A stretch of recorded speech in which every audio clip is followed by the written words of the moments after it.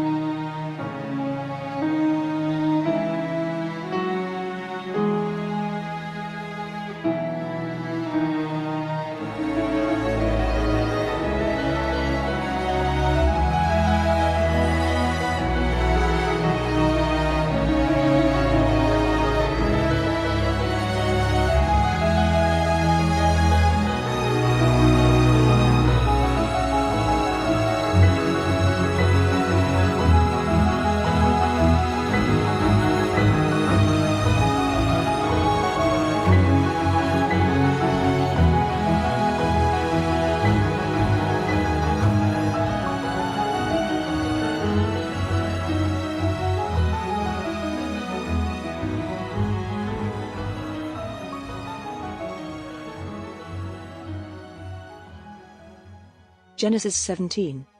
When Abram was 99 years old, the Lord appeared to Abram and said to him, "I am God Almighty. Walk before me, and be blameless, that I may make my covenant between me and you, and may multiply you greatly." Then Abram fell on his face. And God said to him, "Behold, my covenant is with you, and you shall be the father of a multitude of nations. No longer shall your name be called Abram, but your name shall be Abraham, for I have made you the father of a multitude of nations. I will make you exceedingly fruitful, and I will make you into nations, and kings shall come from you. And I will establish my covenant between me and you, and your offspring after you, throughout their generations, for an everlasting covenant, to be God to you, and to your offspring after you. And I will give to you, and to your offspring after you, the land of your sojournings, all the land of Canaan, for an everlasting possession, and I will be their God." And God said to Abraham, "As for you, you shall keep my covenant, you and your offspring after you, throughout their generations. This is my covenant, which you shall keep, between me and you, and your offspring after you. Every male among you shall be circumcised. You shall be circumcised in the flesh of your foreskins, and it shall be a sign of the covenant between me and you. He who is 8 days old among you shall be circumcised. Every male, throughout your generations, whether born in your house, or bought with your money, from any foreigner who is not of your offspring, both he who is born in your house, and he who is bought with your money, shall surely be circumcised. So shall my covenant be in your flesh, an everlasting covenant. Any uncircumcised male, who is not circumcised in the flesh of his foreskin, shall be cut off from his people. He has broken my covenant." And God said to Abraham, "As for Sarai, your wife, you shall not call her name Sarai, but Sarah shall be her name. I will bless her, and moreover, I will give you a son by her. I will bless her, and she shall become nations, kings of peoples shall come from her." Then Abraham fell on his face, and laughed, and said to himself, "Shall a child be born to a man who is 100 years old? Shall Sarah, who is 90 years old, bear a child?" And Abraham said to God, "Oh, that Ishmael might live before you." God said, "No, but Sarah, your wife, shall bear you a son, and you shall call his name Isaac. I will establish my covenant with him as an everlasting covenant for his offspring after him. As for Ishmael, I have heard you. Behold, I have blessed him, and will make him fruitful, and multiply him greatly. He shall father 12 princes, and I will make him into a great nation. But I will establish my covenant with Isaac, whom Sarah shall bear to you, at this time next year." When he had finished talking with him, God went up from Abraham. Then Abraham took Ishmael, his son, and all those born in his house, or bought with his money, every male among the men of Abraham's house, and he circumcised the flesh of their foreskins that very day, as God had said to him. Abraham was 99 years old when he was circumcised, in the flesh of his foreskin. And Ishmael, his son, was 13 years old, when he was circumcised in the flesh of his foreskin. That very day Abraham and his son Ishmael were circumcised. And all the men of his house, those born in the house, and those bought with money, from a foreigner, were circumcised with him.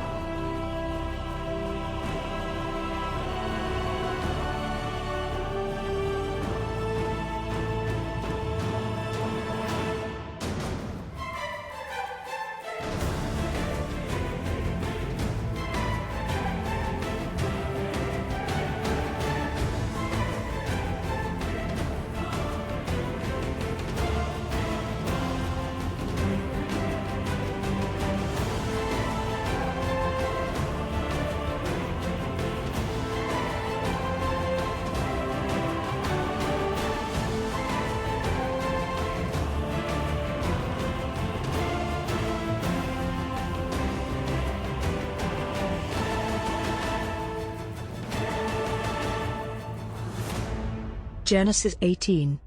And the Lord appeared to him by the oaks of Mamre, as he sat at the door of his tent, in the heat of the day. He lifted up his eyes and looked, and behold, 3 men were standing in front of him. When he saw them, he ran from the tent door to meet them, and bowed himself to the earth, and said, O Lord, if I have found favor in your sight, do not pass by your servant. Let a little water be brought, and wash your feet, and rest yourselves under the tree, while I bring a morsel of bread, that you may refresh yourselves, and after that you may pass on. Since you have come to your servant. So, they said, do as you have said. And Abraham went quickly into the tent to Sarah, and said, Quick! 3 seahs of fine flour. Knead it, and make cakes. And Abraham ran to the herd, and took a calf, tender and good, and gave it to a young man, who prepared it quickly. Then he took curds, and milk, and the calf that he had prepared, and set it before them. And he stood by them, under the tree while they ate. They said to him, Where is Sarah your wife? And he said, She is in the tent. The Lord said, I will surely return to you, about this time next year, and Sarah, your wife, shall have a son. And Sarah was listening at the tent door behind him. Now Abraham and Sarah were old, advanced in years. The way of women had ceased to be with Sarah. So Sarah laughed to herself, saying, After I am worn out, and my Lord is old, shall I have pleasure? The Lord said to Abraham, Why did Sarah laugh, and say, Shall I indeed bear a child, now that I am old? Is anything too hard for the Lord? At the appointed time, I will return to you, about this time next year, and Sarah shall have a son. But Sarah denied it, saying, I did not laugh, for she was afraid. He said, No, but you did laugh. Then the men set out from there, and they looked down, towards Sodom. And Abraham went with them to set them on their way. The Lord said, Shall I hide from Abraham what I am about to do, seeing that Abraham shall surely become a great and mighty nation, and all the nations of the earth shall be blessed in him? For I have chosen him, that he may command his children, and his household after him, to keep the way of the Lord, by doing righteousness and justice, so that the Lord may bring to Abraham what he has promised him. Then the Lord said, Because the outcry against Sodom and Gomorrah is great, and their sin is very grave, I will go down to see whether they have done altogether according to the outcry that has come to me. And if not, I will know. So the men turned from there, and went toward Sodom, but Abraham still stood before the Lord. Then Abraham drew near, and said, Will you indeed sweep away the righteous with the wicked? Suppose there are 50 righteous within the city. Will you then sweep away the place, and not spare it for the 50 righteous who are in it? Far be it from you to do such a thing, to put the righteous to death with the wicked, so that the righteous fare as the wicked. Far be that from you.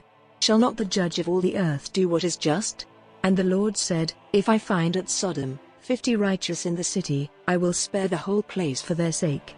Abraham answered, and said, Behold, I have undertaken to speak to the Lord, I who am but dust and ashes. Suppose 5 of the 50 righteous are lacking.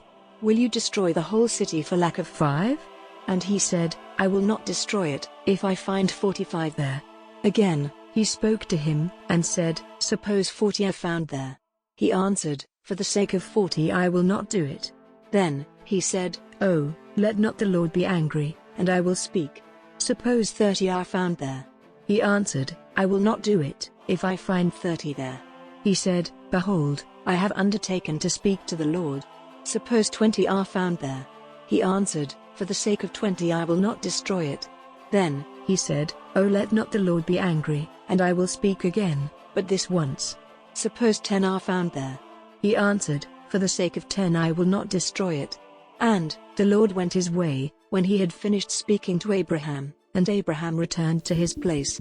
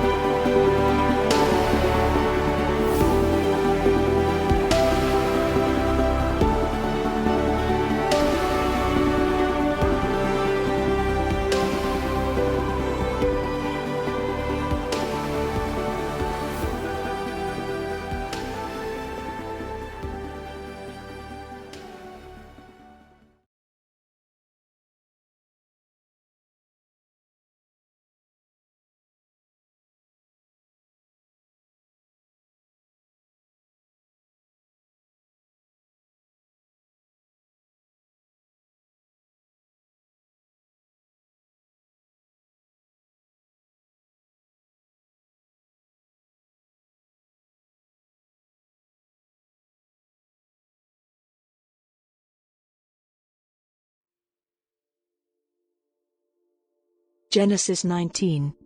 The two angels came to Sodom in the evening, and Lot was sitting in the gate of Sodom. When Lot saw them, he rose to meet them, and bowed himself with his face to the earth and said, "My lords, please turn aside to your servant's house, and spend the night, and wash your feet. Then, you may rise up early, and go on your way." They said, "No. We will spend the night in the town square." Boo! He pressed them strongly. So they turned aside to him, and entered his house. And he made them a feast, and baked unleavened bread, and they ate. But before they lay down, the men of the city, the men of Sodom, both young and old, all the people to the last man, surrounded the house. And they called to Lot, "Where are the men who came to you tonight? Bring them out to us, that we may know them." Lot went out to the men at the entrance, shutting the door after him, and said, "I beg you, my brothers, do not act so wickedly. Behold, I have two daughters who have not known any man. Let me bring them out to you, and do to them as you please. Only do nothing to these men, for they have come under the shelter of my roof." But they said, "Stand back." And they said, "This fellow came to sojourn, and he has become the judge. Now, we will deal worse with you than with them." Then they pressed hard against the man, Lot, and drew near to break the door down. But the men reached out their hands, and brought Lot into the house with them, and shut the door. And they struck with blindness the men who were at the entrance of the house, both small and great, so that they wore themselves out groping for the door. Then the men said to Lot, "Have you anyone else here? Sons-in-law, sons, daughters, or anyone you have in the city? Bring them out of the place. For we are about to destroy this place, because outcry against its people has become great before the Lord, and the Lord has sent us to destroy it." So Lot went out, and said to his sons-in-law, who were to marry his daughters, "Up! Get out of this place, for the Lord is about to destroy the city." But he seemed to his sons-in-law to be jesting. As morning dawned, the angels urged Lot, saying, "Up! Take your wife and your two daughters, who are here, lest you be swept away in the punishment of the city." But he lingered. So the men seized him, and his wife, and his two daughters by the hand, the Lord being merciful to him, and they brought him out, and set him outside the city. And as they brought them out, one said, "Escape for your life. Do not look back, or stop anywhere in the valley. Escape to the hills, lest you be swept away." And Lot said to them, "Oh, no, my lords. Behold, your servant has found favor in your sight, and you have shown me great kindness in saving my life. But I cannot escape to the hills, lest the disaster overtake me, and I die. Behold, this city is near enough to flee to, and it is a little one. Let me escape there. Is it not a little one? And my life will be saved." He said to him, "Behold, I grant you this favor also, that I will not overthrow the city, of which you have spoken. Escape there quickly, for I can do nothing, till you arrive there." Therefore, the name of the city was called Zor. The sun had risen on the earth, when Lot came to Zor. Then the Lord rained on Sodom and Gomorrah, sulfur and fire, from the Lord out of heaven. And he overthrew those cities, and all the valley, and all the inhabitants of the cities, and what grew on the ground. But Lot's wife, behind him, looked back, and she became a pillar of salt. And Abraham went early in the morning, to the place where he had stood before the Lord. And he looked down toward Sodom and Gomorrah, and toward all the land of the valley, and he looked and, behold, the smoke of the land went up like the smoke of a furnace. So it was that, when God destroyed the cities of the valley, God remembered Abraham, and sent Lot out of the midst of the overthrow, when he overthrew the cities in which Lot had lived. Now Lot went up out of Zor, and lived in the hills, with his two daughters, for he was afraid to live in Zor. So he lived in a cave, with his two daughters. And the firstborn said to the younger, "Our father is old, and there is not a man on earth to come into us, after the manner of all the earth. Come, let us make our father drink wine, and we will lie with him, that we may preserve offspring from our father." So they made their father drink wine that night. And the firstborn went in, and lay with her father. He did not know when she lay down, or when she arose. The next day, the firstborn said to the younger, "Behold, I lay last night with my father. Let us make him drink wine tonight also. Then you go in and lie with him, that we may preserve offspring from our father." So they made their father drink wine that night also. And the younger arose, and lay with him, and he did not know when she lay down, or when she arose. Thus, both the daughters of Lot became pregnant by their father. The firstborn bore a son and called his name Moab. He is the father of the Moabites to this day. The younger also bore a son, and called his name Ben-Ammi. He is the father of the Ammonites to this day.